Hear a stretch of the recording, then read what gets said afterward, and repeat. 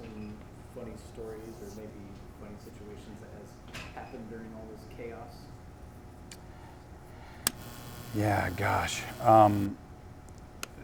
There's been times, we were shut down for so long, and then in the renovation, there was a huge bucket, actually a big, huge tote that was up in the ceiling above the restaurant, full of water from previous leaks. And we were here one day, and water just starts pouring out of the ceiling into the restaurant. And it seemed like we had some huge leak, but turned out it was just that tote, and it was fairly inexpensive cleanup. But it's been an exciting time. I don't know how many people buy a $2 million facility in January and close it by late March.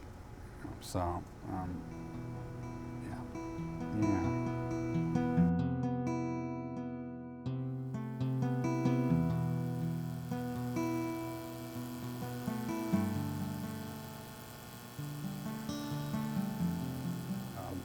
For me, childhood mentoring was a very critical thing for me. My parents divorced when I was 2, and my mom remarried several times. I moved 21 times during my school years, and so I had really consistent male role models in my life, but there was a couple of coaches and city leaders that kind of saw something in me and then did some investing in me. And so Valor is really just an expression of how those relationships impacted and kept me from getting into serious trouble, and now we're trying to replicate that.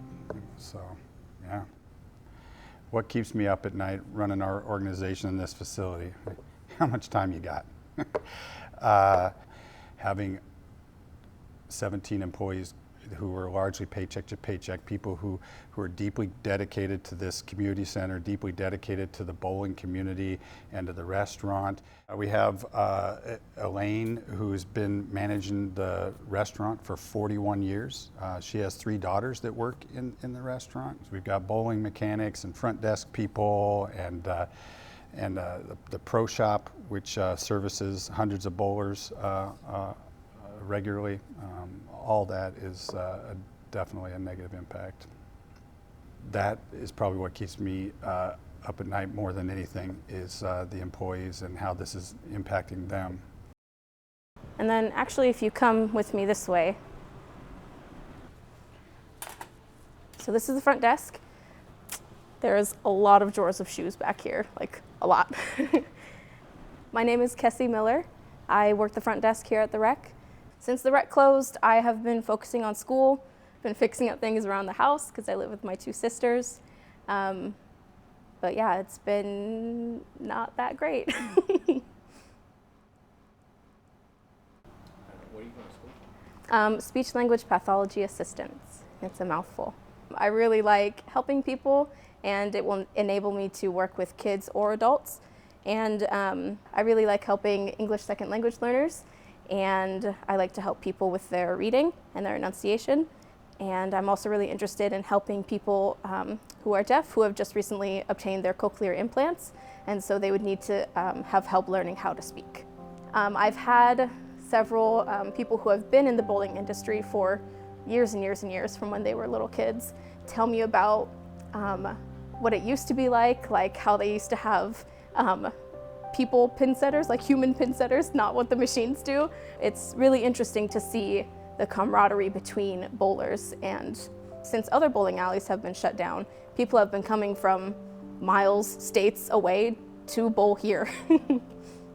The community is honestly nothing like I've experienced. I didn't realize how big a deal bowling was and how tight-knit of a community it is. Bowling has always been a part of my life ever since I bowled in Albany at the old Albany Lanes. They seen that I was a junior bowler and that I was needing a job, and that was my very first job, was working in a bowling alley. And could you describe in layman's terms exactly kind of what these pin machines do? When the bowler throws the first ball, sweep comes down, and there's a time delay, and the table will go down and feel for pins, and it'll pick the pins up, and the sweep will run and sweep off the pins that have fallen over. And then the table will set them back down. The machine will return to its second ball cycle at that point. I got offered a job at CellMet, and I was working there up until April, which I got laid off from CellMet. And I was off work for about 4, maybe 5 months.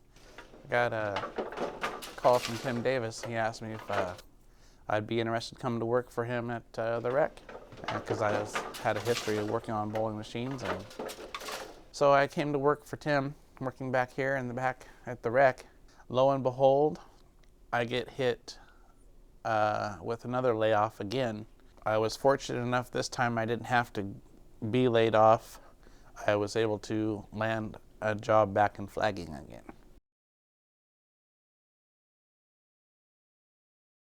I have worked here a long time. Must be 40 years now. I know. I always joke around and tell people I started when I was 10, but that is not true. I always considered myself really lucky because I genuinely have always liked coming to work every day. And the thing here at Bowling Alley, you have people that come here sometimes every single day, either to say hi to Dawn or to share a laugh with Billy. I feel like even though they're my customers, I've made some lifelong great friends.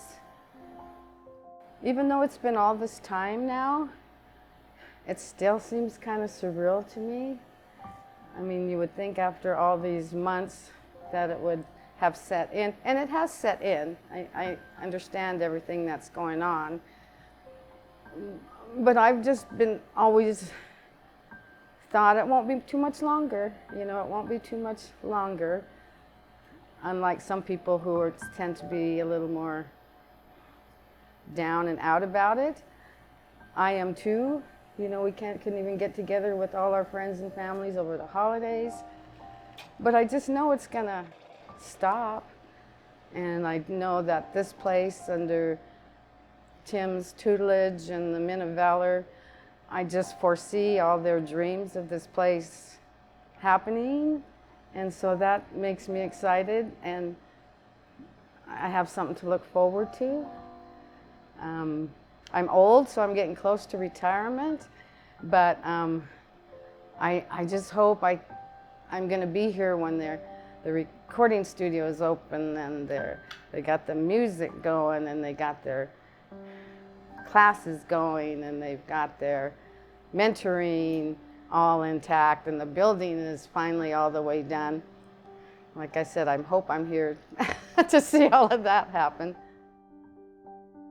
I have a pretty big vision for what we're trying to accomplish, and it's very rewarding work. My first 25 years on this planet was spent fairly selfishly on myself, and since then, growing into the deeply committed guy. I've been in this Salem-Keizer community for 35 years, and not everybody is maybe a glass half full guy like I am, but it's been difficult for a lot of our employees, a lot of the community members to struggle through this, not just from a financial perspective. I think what keeps me going, if I think about it, it's probably just how the relationships and people investing somehow in me got me to this point. So, yeah.